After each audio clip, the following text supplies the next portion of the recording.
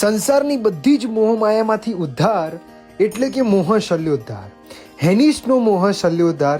ચલો કરીએ દીક્ષાની તૈયારી પાર્ટ 1. હેનિસભાઈનું મુહૂર્ત તો આવી ગયું, પણ હવે દીક્ષા ક્યાં કરવી એ મોટો પ્રશ્ન હતો. તપોવન કરવી કે પછી ઘરની સામેવાળું જે ગ્રાઉન્ડ છે ત્યાં કરવી. પણ પછી એક વિચાર આવ્યો કે સંઘની અંદર એક પણ દીક્ષા થઈ નથી.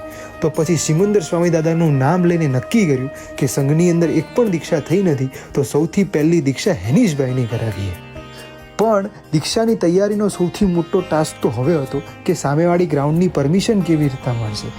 પણ સંઘના એક શ્રાવક અંકુરભાઈની મદદથી અમને સામેવાળા ગ્રાઉન્ડની પરમિશન મળી ગઈ અને હવે આ સામેવાળું ગ્રાઉન્ડ એ ફાઇનલ થઈ ગયું છે. આ એ જ ગ્રાઉન્ડ છે કે જે ગ્રાઉન્ડની ઉપર ટૂંક જ સમયની અંદર હેનિસ રજોહરણ લઈને નાચતો હશે. હજી તો ઘણી બધી દીક્ષાની તૈયારીઓ બાકી છે. તમે અમારો વિડીયો જોતા રહેજો. ચલો કરીએ દીક્ષાની તૈયારી.